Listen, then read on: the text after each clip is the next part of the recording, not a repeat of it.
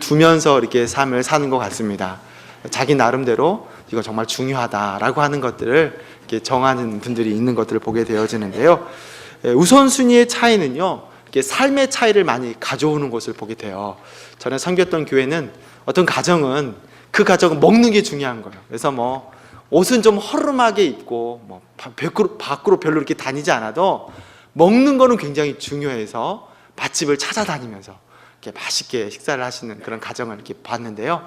3시간씩 차 타고 가서 막국수 먹고 돌아오는 거예요. 3시간 차 타고 가서 10분 먹고 또 3시간 다시 돌아오는 그런 가정도 보기도 봤는데요. 이게 행복한 겁니다. 자기들은 이게 너무 좋은 거예요. 맛있게 먹는 거, 이게 너무 좋다라고 그렇게 이야기하는 그런 가정이 있었어요. 또 어떤 가정은요, 이 가정은 뭐 먹는 거 별로 중요하지 않아요. 뭐 옷도 별로 중요하지 않아요. 돈을 차곡차곡 모아가지고 가자, 여행으로 하고 아시아로 가고 뭐 유럽으로 가고 그렇게 여행에 우선순위를 두는 그런 가정도 이렇게 봤던 기억들이 있습니다. 그렇습니다. 이렇게 사람마다 우선순위, 삶의 우선순위는 다를 수가 있습니다. 각자 그 다른 우선순위가 있지만 그래도 사람들이 가지는 공통점, 물질보다는 생명이 더 소중하다라고 하는 것, 물질보다 생명이 더 소중하다라고 하는 것은 누구나 다 인정하는 부분이 되겠습니다. 물질이 생활에 절대로 필요한 것은 사실입니다. 그렇지만 물질이 생명 위에 있을 수는 없는 거예요. 천하의 모든 것을 다 얻는다라고 해도 생명이 없다라고 한다면은 아무런 의미가 없는 겁니다. 물질보다는 생명이 훨씬 우위에 있다라고 하는 것은 누구나 다 인정하는 부분이 되겠습니다. 근데 우리 그리스도인들은요, 예수 그리스도를 믿는 그리스도인은요, 생명 그 위에 둬야 되는 게 있어요. 여러분, 우리 믿는 그리스도인들은 생명 그 위에 둬야 되는 게 무엇이겠습니까? 그것은 바로 영혼인 거예요. 영혼. 생명이 귀하고 소중한 것이지만 분명 영혼 위에 생명을 둘 수가 없는 거라는 거예요. 그래서 초대교회 순교자들은요, 기꺼이 그들의 생명을, 영혼을 위해서 순교하게 되어지는, 그 죽음 앞에서 전혀 두려워하지 않고 죽음을 당당하게 맞이했던 우리 순교자들의 모습을 볼 수가 있습니다. 그렇습니다. 생명이 귀합니다. 그러나 영혼보다 우위에 둘 수가 없는 거예요. 여러분, 왜 그렇겠습니까? 그 이유는요, 사람의 목숨이 영원하지 않기 때문이라는 거예요. 목숨이 유한하기 때문에 분명 생명보다 영혼이 더 위에 둘 수가 있는 거예요. 그래서 우리는 성경에서 여러 곳 인생의 유한함과 영원한 하나님의 나라를 소망해야 한다라고 하는 것을 말씀하는 그 구절들을 찾아볼 수가 있어요. 시편 144편 4절의 말씀 보게 되어지면 사람은 헛것 같고 그의 날은 지나가는 그림자 같으니이다 라고 고백하고 있어요. 이 시편 기자가 인생을 지내놓고 보니까 헛것이라는 거예요. 그렇게 열심히 살았고 열심히 모았고 열심히 최선을 다하여서 인생을 보내서 뒤 지나간 날들을 보게 되니까 헛것이라는 거예요. 그림자와 같다라고 하는 거예요. 이게 있었는지 없었는지 희밋희밋하는 게 마치 그림자와 같다라고 그렇게 고백하고 있는 걸 볼 수가 있습니다. 시편 104편 15절에는요, 인생은 그 날이 풀과 같으며 그 영화가 들의 꽃과 같도다 라고 고백하고 있어요. 지금 이제 밖에 나가게 되어지면 꽃이 화려하게 폈다가 어느 꽃이든지 그렇게 시들어져 버리는 것을 볼 수가 있는데 인생도 마찬가지라는 거예요. 그렇게 화려하고 아름답고 최고였던 그 순간이 있었는가 하면은 이제 그 인생이 다 시들어져서 쭈글쭈글해지는 그런 모습을 고백하고 있는 것을 볼 수가 있습니다. 그리고 제가 자주 말씀했던 구절인데요, 시편 90편 12절, 우리에게 우리 날 계수함을 가르치사 지혜의 마음을 얻게 하소서. 이 시편 90편 고백은요, 모세가 한 고백입니다. 모세에게서 지혜는 다른 게 아니라는 겁니다. 모세가 고백하는 그 지혜라고 하는 것은 내가 이 땅을 살 때 얼마나 살 수 있을 것인가, 이것을 계산하는 것이 지혜다라고 그렇게 고백하고 있는 것을 볼 수가 있습니다. 전도서 7장 2절의 말씀은 다 아실 줄 압니다. 전도서 7장 2절의 말씀 보게 되어지면 초상집에 가는 것이 잔치집에 가는 것보다 낫다라고 말씀하고 있어요. 죽음을 맞이해 있는 그 장례식장 가는 것이 잔치에 참여해서 흥청망청 그렇게 보내는 것보다 인생에 죽음이 있다라고 하는 것을 직면하는 것이 훨씬 더 낫다라고 그렇게 전도서에 고백하는 것을 볼 수가 있습니다. 성경에서는 반드시 우선순위를 둬야 한다라고 하는 것을 그렇게 말씀을 통해서 우리에게 이야기하는 것을 볼 수가 있습니다. 그래서 여러분, 재물, 건강, 영혼, 이 세 단어에 순위를 정하라고 한다면요, 여러분 어떻게 순위를 정할 수가 있을까요? 당연히 영혼을 가장 앞에 두어야 되는 거예요. 그리고 나서 건강이고 재물입니다. 옛말에 그런 말이 있지 않았습니까? 돈을 잃으면 일부를 잃어버린 것이다 라고 그렇게 얘기해요. 그러나 건강을 잃어버리면 뭘 잃어버린 거라 합니까? 전부를 잃어버린 것이다. 예, 건강 잃어버리면 아무것도 아니다라고 하는 것을 그렇게 이야기하는 걸 볼 수가 있습니다. 그런데요, 여기다가요 제가 하나를 더 붙였어요. 한번 저를 따라서 한번 해보시기 바랍니다. 영혼을 잃어버리면 영원을 잃어버린 것이다. 예, 영혼을 잃어버리면 영원을 잃어버린 것이다 라고 하는 것을 제가 한번 생각해 봤어요. 그렇습니다. 우리의 영혼을 소홀하게 생각하게 되어지면은요, 결국 우리는요 영원을 잃어버리게 되어지는 것이 인생입니다. 사람이 영혼 따위가 있느냐 없느냐, 먹자 마시자 그렇게 사는 인생은요 결국 영혼을 잃어버리게 되어지는 거예요. 영혼을 잃어버렸다라고 하는 것은 영원한 파멸에 이르게 되어지는 것이 당연한 모습이라 할 수가 있습니다. 그렇습니다. 영혼이 중요합니다. 영혼을 삶의 우선순위 둬야 한다는 거예요. 그런데 어떻습니까? 막상 우리가 삶을 살 때 영혼이 중요하고 영혼이 정말 최고의 가치가 있다라고 하는 것을 알지만 그렇게 우선순위를 두지 못하게 되어지는 것을 볼 수가 있어요. 왜 그렇습니까? 세상이 나를 그냥 두지 않기 때문이라는 거예요. 영혼을 우선순위에 두고 싶어요. 그런데 세상이 나를 그렇게 내버려 두지 않는 걸 볼 수가 있습니다. 먼저 세상은 우리를 그렇게 두지 않습니다. 세상은 인간을 향하여서 끊임없이 물질 중심으로 살아라, 물질을 위해서 달려가라, 아침부터 더 늙도록 물질을 위해서 열심히 살아라라고 그렇게 이야기를 합니다. 또 남에게 보여주는 외모를 생각하도록 하고 이런 것들을 어떻게 취할 것인가라고 하는 것을 밤이고 낮이고 열심히 고민하라라고 그렇게 우리에게 계속 압박하는 것을 볼 수가 있어요. 우리는 하염없이 무엇이 더 편하고 무엇이 더 좋고를 그렇게 생각하면서 인생을 보내게 되어집니다. 그렇습니다. 오늘 우리가 사는 이 시대, 그 문화 자체가 물질을 가장 위에 두어서 살게 하는 것이 오늘 이 시대의 문화라 할 수가 있습니다. 재물입니다. 돈입니다. 죽으나 사나 돈이 가장 위에 있는 거예요. 나는 안 그러고 싶어도요, 시대마다, 역사 때마다 돈 때문에 울고 돈 때문에 웃게 하게 되어지는 것을 많이 볼 수가 있는 거예요. 울고 웃는 것이 돈 때문이다라고 하는 것을 그렇게 세상 사람들이 이야기하는 것을 들을 수가 있어요. 그런데요, 그렇게 돈을 따라가다가 돈 때문에 몸이 망가진 사람들을 우리는 우리 주변에서 쉽지 않게 볼 수가 있습니다. 젊었을 때는 자우전 열심히 일해야 되는 거예요. 그래서 온통 젊었을 때 열심히 일하면서 아침이고 저녁이고 밤이고 그렇게 일터에서 열심히 몸을 아끼지 않고 열심히 해서 돈을 벌었는데, 그러다가 나이가 들어서 그렇게 사리지 않고 썼던 그 몸이 병이 들어가지고요, 젊었을 때는 일터에서 온 힘을 다해서 시간을 그렇게 보내게 해주고, 그리고 늙어서는 병원에서 그 망가진 몸을 회복하느라고 그 벌었던 돈들을 다 고스란히 다 써버리게 되어지는 그런 모습들을 보게 되어집니다. 참 쓸쓸한 인생인 거죠. 저는요, 이런 인생을 통해서 햇님 달님이라고 하는 그런 동화가 생각이 났어요. 여러분 아시죠? 햇님 달님. 떡장수 엄마가 산을 넘어갈 때 호랑이가 나타나가지고 뭐라고 얘기합니까? 떡 하나 주면 안 잡아 먹지. 그러니까 이따 먹으라고 떡 하나 던져줘요. 그래서 또 산 한 고개를 넘어가면 또 호랑이가 나오는 거죠. 떡 하나 주면 안 잡아 먹지. 그럼 또 떡 하나 주고. 그렇게 하다가 떡이 다 떨어지니까 어떻게 했다 그래요? 호랑이가 그 엄마를 잡아먹었다라고 하는 그런 이야기가 있습니다. 마치 햇님 달님의 그 이야기와 같이 세상은요, 돈 줄게 내 청춘 다오 한 것 같아요. 돈 줄게 내 시간 다오라고 하는 것 같습니다. 그렇게 세상에서 아둥바둥 살다가 어느 날 그렇게 많은 세상 사람들은요, 너도 나도 그렇게 준비되지 않는 죽음을 맞이하게 되어지는 것을 볼 수가 있습니다. 돈이 필요합니다. 그런데 아무리 돈이 중요하고 돈이 필요하지만은요, 건강보다 우선이 될 수가 없는 거예요. 그리고 또 영혼보다 돈이 우선이 될 수가 없습니다. 그렇게 많은 세상 사람들은요, 영혼의 귀함을 의식하지 못하고 사는 거예요. 돈에 쫓기고 시간에 쫓겨서 정신없이 살게 되어지는 그 모습들을 우리가 보게 되어져요.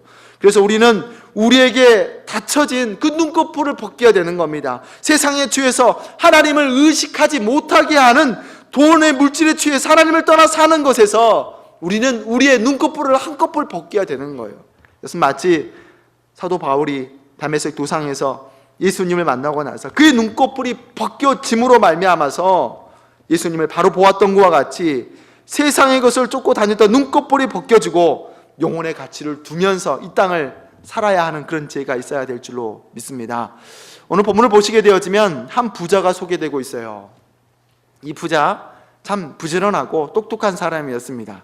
그 부지런함과 똑똑함으로 농사를 지었어요. 그러다가 대풍을 만났습니다. 엄청난 풍년을 만난 거죠. 엄청난 수확을 얻어서 그 수확한 작물을 창고 안에 다 넣을 수가 없는 거예요. 너무 많으니까 창고 안에 들을 수가 없어서, 그래서 내린 결론이 18절의 말씀인데요, 18절의 말씀을 제가 읽겠습니다. 또 가로되 내가 이렇게 하리라. 내 곡간을 헐고 더 크게 짓고 내 모든 곡식과 물건을 거기에 쌓아 두리라. 그렇습니다.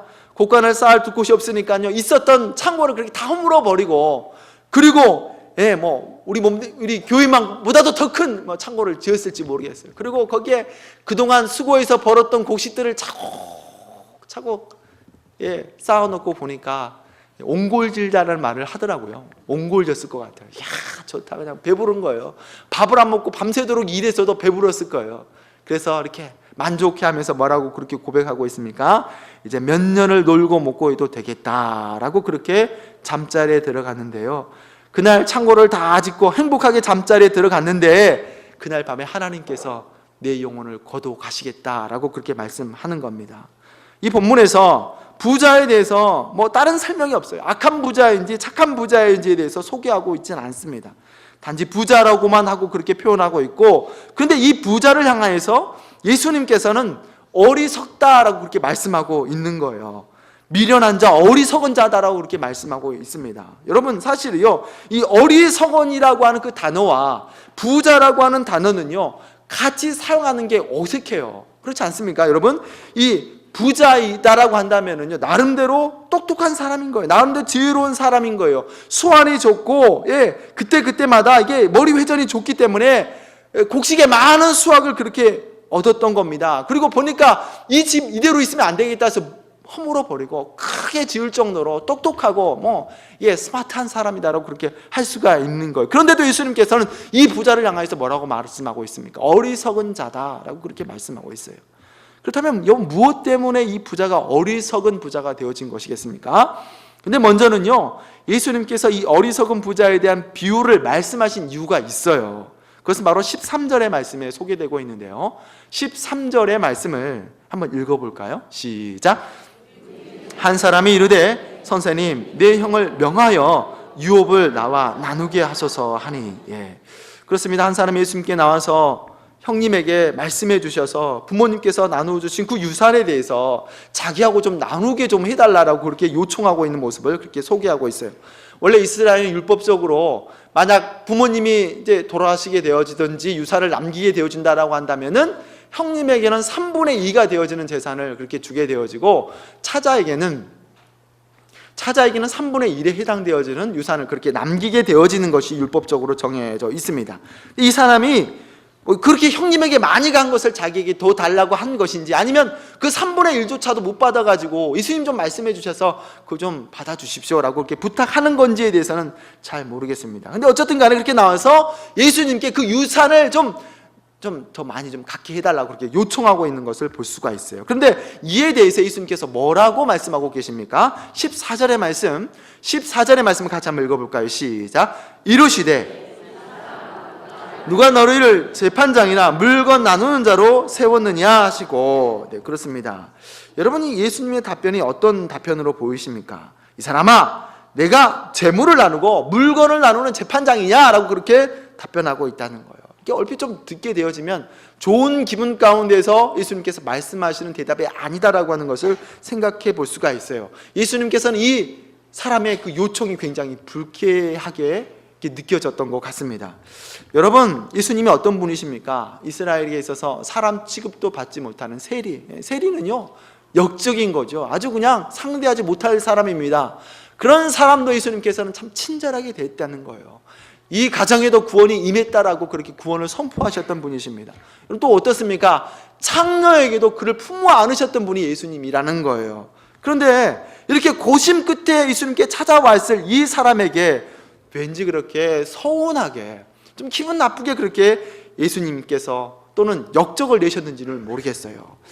예수님께서 충분히 그 고민을 들어주실 것 같고 뭔가 차분하게 그 방법에 대해서 말씀하실 것 같은데도 아예 애시당토 들어보질 생각도 하지 않으시고 단칼에 이렇게 거절하시는 그 모습을 볼 수가 있습니다. 그러고 나서 답변하시는 것이 15절의 말씀인데요, 우리 15절의 말씀도 한번 같이 읽어볼까요? 시작!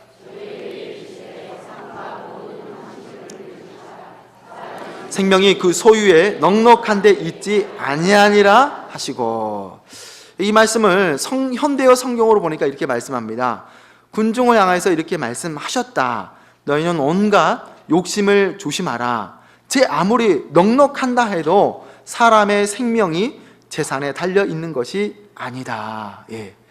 너희는 온갖 욕심을 조심하라 말씀하시고 사람의 그 생명이 재산에 있는 것이 아니다 라고 하는 것을 예수님께서 말씀합니다. 결론적으로 예수님께서 이 사람의 부탁을 단번에 거절하신 것은 다름이 아니라는 거예요. 이 사람의 중심 가운데, 마음 가운데 있는 그 욕심으로 인하여서 예수님께서는 이 사람의 부탁을 거절하고 있는 것을 볼 수가 있습니다.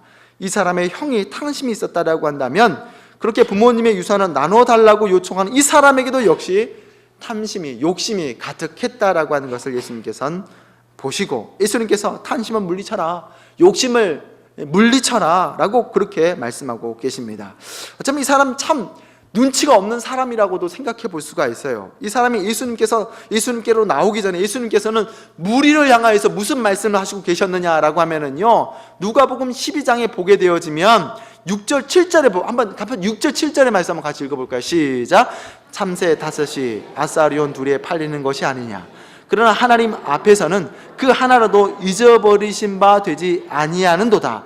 너희에게는 오히려 머리털까지도 다 세신 바 되었나니 두려워하지 말라. 너희는 많은 참새보다 귀하니라. 무슨 말씀하고 계셨어요? 예수님은 사람 밟힐 정도의 그 많은 사람들이 모인 앞에서 너희들이 이 세상을 살 때 염려하지 말고 고민하지 말아라. 참새 5마리가 하나싸리온 그 싼 값에 팔려도 하나님께서 허락하시지 않으면은 그 참새가 주어지지 않는 것이고, 너희의 머리털보다도 귀하게, 머리털 하나도 다 쓰신 하나님께서 너희들을 그렇게 귀하게 여기신다라고 하는 것을 말씀하고 있다는 겁니다. 그런데 그렇게 지금까지 말씀하시는 그 예수님의 그 말씀에 찬물을 끼얹듯이 나와가지고, 예수님, 형님의 재물 저기 좀 잘 나눌 수 있도록 그렇게 해 주십시오 라고 그렇게 말하고 있다라고 하는 거예요. 정말 분위기 파악하지 못하는 사람이 되겠습니다. 예수님께서는 하나님께서 사랑하심을, 하나님 앞에서 너희들이 존귀하다라고 하는 것을 그 주제로 말씀하고 계시는데, 이 사람은 오로지 온통 생각이 어떻게 형님의 그 돈을 내가 좀 더 가져갈 수가 있을까? 어떻게 하면 그래 예수님한테 한번 얘기하면 될 거야 라고 그렇게 욕심에 가득 차 있는 그 모습을 이렇게 보이고 있다는 거예요. 예수님께서는 이 사람의 욕심에 이끌렸다라고 하는 것을 알아보셨습니다. 욕심에 이끌리게 되어지면은요, 욕심에 이끌리게 되어지면 들을 것을 들을 수가 없는 거예요. 볼 것을 볼 수가 없는 겁니다. 욕심에 이끌리면은요, 아무것도 볼 수가 없고 아무것도 들을 수가 없는 거예요. 오직 그 욕심을 향하여서 이렇게 달려가게 되어지는 것이 인생인 것을 우리가 보게 되어집니다. 이렇게 물질에 사로잡힌 보편적 인생을 향하여서 예수님께서는 오늘 이 어리석은 부자에 대한 비유를 그렇게 하시고 계십니다. 다시 우리 한번 이 부자에 대한 이야기를 한번 돌아가서 이야기를 해보겠습니다. 여러분, 이 부자는 성실했습니다. 또 하나님께서 그 주신 그 지혜로, 하나님의 은혜로 많은 수확을 얻었다는 거예요. 그런데 왜 예수님께서는 이 부자를 향하여서 어리석다라고 그렇게 질책을 하고 있는 걸까요? 사실 많은 사람들은요, 부자 되기 원해요. 나 저 부자 되기는 싫어요 하시는 분 한번 손 들으라고 그러면은 있으시겠죠? 이게 없으실래나? 어쨌든 간에 2002년이 막 들어서면서 TV 광고계에 휩쓸었던 광고가 있습니다. 여자인이 나와가지고 눈 속을 막 뛰어다니다가 뭐라 그래요? 여러분 뭐라 그래요? 부자 되세요. 그게 뭐 히트가 되지 않았습니까? 그때 2002년대 막 히트가 돼가지고 막 부자 되세요, 부자 되세요, 부자 되세요. 뭐 만날 때 부자 되세요, 헤어질 때 부자 되세요, 잠잘 때 부자 되세요, 이사 가는 사람 부자 되세요, 이사 오는 사람 부자 되세요. 이게 뭐 한동안 이 부자 되세요가 굉장히 뭐 그 유행어가 돼가지고 만나는 사람들마다 부자 되세요, 부자 되세요. 얼마 전에도 이사 가는 분, 아유 아주머니 안녕히 계세요 그러니까 그 아주머니 그래 잘 가, 부자 돼, 부자 돼야 돼, 그렇게 하면서 이사 보내는 걸 이렇게 보게 되었어요. 예.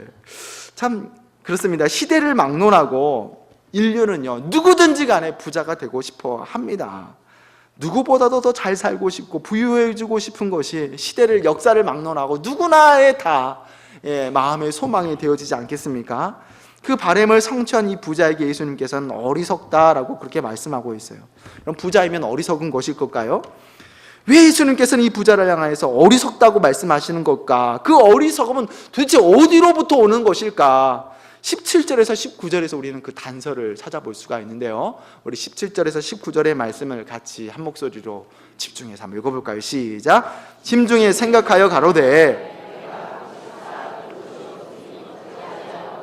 또 가로되 내가 이렇게 하리라. 내 곡간을 헐고 더 크게 짓고 내 모든 곡식과 물건을 거기에 쌓아두리라. 또 내가 내 영혼에게 이르되, 영혼아 여러 해 쓸 물건을 많이 쌓아두었으니 평안히 쉬고 먹고 마시고 즐거워하자 하리라 하되. 여러분 17절부터 19절까지 계속적으로 빠지지 않는 그 단어가 있어요. 내가 곡식을 쌓아, 내가 이렇게 내 곡감, 내가 내 영혼에게, 온통 누구를 위한 것입니까? 나를 위한 거예요. 내가 내 영혼에게 그렇게 계속적으로 내가 노력해서 얻은 곡식이 내 것이고, 내가 내 시간을 이렇게 저렇게 계획해서 내 시간 내 것이다라고 그렇게 고백하고 있고, 내 곡감, 내가 가진 소유가 다 내 것이다라고 그렇게 고백하면서 19절에는 영혼마저도 내 것이다라고 그렇게 고백하고 있는 이 어리석은 부자의 모습을 볼 수가 있습니다. 근데 그날 밤에 하나님께서는 그 영혼을 데려가 버렸다라고 하는 거예요. 그렇습니다. 그렇게 네가 수고하고 네가 계획하고 네가 고생해서 그 지 모든 것들이 그렇게 네 영혼을 데려가면 그 영혼이 누구의 것이냐? 이게 바로 어리석은 부자에게 질책하시는 예수님의 모습이 되어지는 겁니다. 그렇습니다. 우리가 이것에 대해서 정확한 답변이 있어야 되는 거예요. 내 것 아닙니다. 내 것인 줄 알았는데 내 것 아니라는 거예요. 이게 어리석은 것 아니겠습니까? 내 것이 아닌데 내 것처럼 여기는 것이 바로 어리석은 모습이 되어지는 거예요. 많은 사람들이 인생을 가리켜서 전셋집이라고 그렇게 얘기를 해요. 전셋집. 2년 주기로 방을 빼야 되는 거예요. 이게 전셋집이라고 그렇게 얘기합니다. 전셋집에 여러분 투자하는 사람이 있습니까? 불편하니까 주인 허락 없이 확장하는 거예요. 베란다 확장하는 사람이 있습니까? 없지요. 자기 돈 들어서 누가 베란다 확장하는 사람은 어디 있어요? 밋밋하니까 방에다가 몰딩하는 사람이 있습니까? 자기 돈 들여가지고 없어요. 그냥 사는 거예요. 그러다가 날짜가 되어지면 방 빼든지 연장 계약하든지 하는 것이 전세 인생 아니겠습니까? 내 것 아닌 거예요. 그럼 누구의 것입니까? 학개서 2장 8절에 선자 그렇게 얘기해요. 은도 내 것이 아니요 금고 내 것이 아니라 만군의 여호와의 말씀이니라 말씀합니다. 은도 내 것인 줄 알았는데 내 것 아니고, 금도 내 것인 줄 알았는데 내 것 아니다라고 그렇게 말씀하고 있고요. 출애굽기 19장 이렇게 말씀합니다. 세계가 다 내게 속하였나니 너희가 내 말을 잘 듣고 내 언약을 지키면 너희는 열국 중에서 내 소유가 되리라 말씀하고 있습니다. 그렇습니다. 하나님께 속하였습니다. 하나님께서 주인 되어지십니다. 온전한 마음을 하나님의 것입니다. 하나님의 주인이 아닌 것이 없는 줄로 믿습니다. 오늘 이 시대에 이 땅에 사는 모든 것을 하나님께서 운행하신 줄로 믿습니다. 우리가 유한하다라고 하는 것, 이걸 우리가 믿고 살아야 되는 거예요. 오늘 부자와 같이 어느 날 갑자기 그렇게 하나님 앞에 불려가는 것이 인생이라는 거예요. 그래서 부자가 어리석은 것은 내 것인 줄 알고 산 것이 어리석음이다라고 한다면은요, 내 것이 아니다라고 하는 것을 인정하면서 사는 것이, 그것이 바로 이 땅을 사는 지혜가 되어주는 줄로 믿습니다. 제가 여러 번 장례를 치우면서요, 이런 마음이 들더라고요. 사람이 죽는다라고 하는 것은요, 사람은 누구든지 그렇게 갑작스럽게 찾아오는 거예요. 죽음을 맞이하는 사람도 갑작스럽게 죽음을 맞이하는 것이고, 또 보내는 사람도 갑작스럽게 보내게 되어지는 것이더라고요. 아무리 이게 시한부 인생이어서 얼마까지 당신 사겠습니다라고 그렇게 말을 해도 찾아오는 그 죽음은요, 갑작스럽게 찾아오는 거예요. 갑작스럽게 본인도 맞이하게 되어지는 것이고, 보내는 사람도 그렇게 갑작스럽게 보내게 되어지는 거예요. 그리고 중요한 게 무엇이겠습니까? 죽음 뒤에 갈 데가 있느냐, 갈 데가 없느냐, 이게 중요한 거예요. 예수 그리스도를 구주로 믿는 자에게 약속받은 자인 줄로 믿습니다. 그런데 사람은 왜 그렇게 물질에 집착하면서 사느냐? 그것은 다름이 아닌 거예요. 자신이 유한한 존재이기 때문에 그렇게 물질에 집착하여서 사는 거예요. 물질이 많으면 왠지 모를 안도감을 갖습니다. 그래서 사람들은 그렇게 추구하고 돈을 모으는 거예요. 내가 유한하기 때문에 그 유한함을 물질로 어떻게든지 가려보게 하기 위해서, 그렇게 물질에 어떻게 좀 의지가 되어지기 때문에 그렇게 밤이고 낮이고 물질을 모으게 되어지는 거예요. 열심히 보험을 드는 겁니다. 어떻게든지 간에 그 불안함을 가리기 위하여서 돈도 모으고 보험도 이렇게 들게 되어지는 것을 보게 되어집니다. 우리는 우리의 생명에 대해서 영원한 안식을 누릴 수가 없어요. 오히려요, 죽지 않고 발버둥 치다가 더 추해지는 그런 모습을 우리는 보게 되어집니다. 예수님께서 우리를 향하여서 말씀하십니다. 15절의 말씀을 다시 한번 읽어볼게요. 15절의 말씀입니다.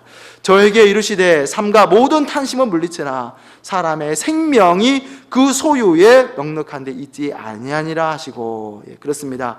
모든 탐심, 욕심은 물리치라고 말씀하시고, 그 사람의 생명이 그 소유에 넉넉하지 있지 않다라고 말씀하시는데, 여러분 여기에서 이 생명이라고 하는 단어에 우리가 눈을 모아야 하겠어요. 관심을 가져야 하겠습니다.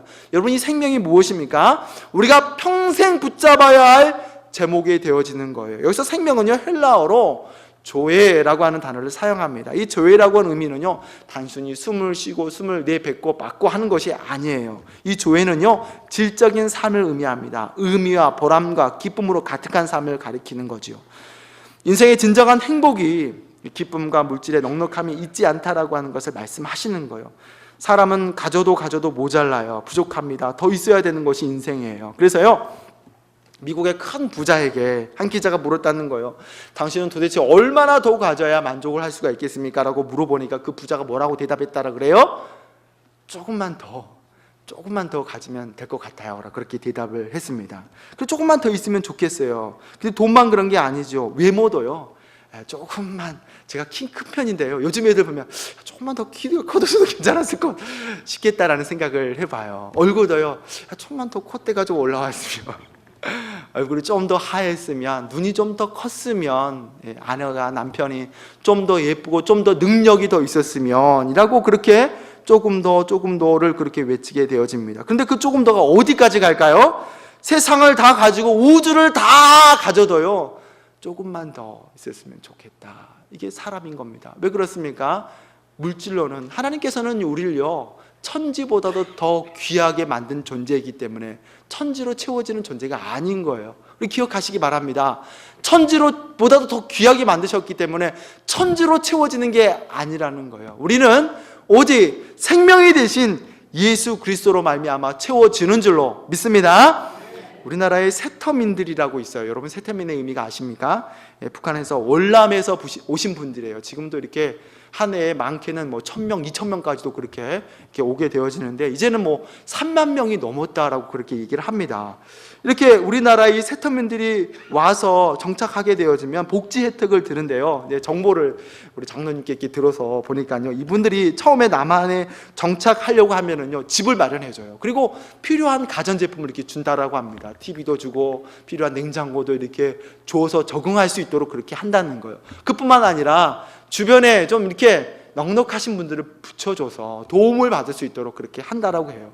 그럼 이분들이 너무너무 좋아해요. 처음에 왔었을 때 이 막막한 이 세상에 어떻게 내가 살 것인가 했는데 집도 주지, 가전제품도 주지, 또 사람을 붙여서 적응할 수 있도록 해주지. 그러니까 너무너무 좋은 거예요. 그래서 어떤 분들은요, 그렇게 관계를 맺으신 분들이 엄마, 아빠라고 부르면서 그렇게 따른다라고 합니다. 그런데 여러분, 시간이 지나면 어떻게 바뀌는 줄 아세요? 이제 뭐가 보이냐면은 집 넓이가 보이는 거예요. 난 이렇게 조그만 집에서 사는데 저 사람은 왜 저렇게 높은 집에서 살지? 난 이렇게 TV가 조그만한데 저 사람은 왜 그렇게 넓은 TV를 보는 거지? 왜 그렇게 넓은 냉장고가 있지?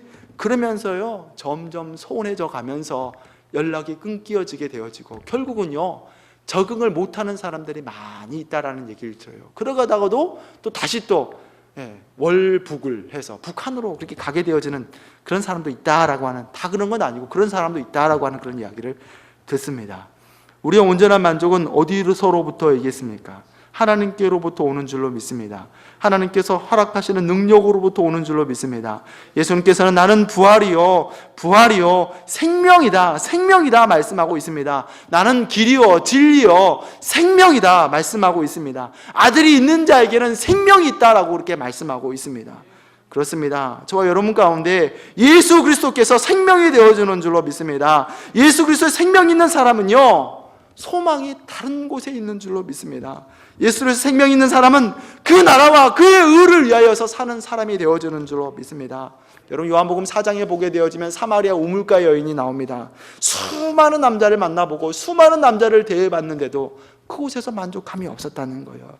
그래서 난 12시에 물 뜨러 왔다가 예수 그리스도를 만난 후에 물 뜨러 왔다가 물동이도 버려두고 다시 그 집으로 돌아가서, 그 마을로 돌아가서 내가 메시아를 만났다, 내가 메시아를 만났다, 그렇게 증거하는 이 사마리아 여인을 보게 되어집니다. 사마리아 여인, 예수님을 만나기 전에는 사람들이 회피의 대상이었습니다. 거북스러운 존재였습니다.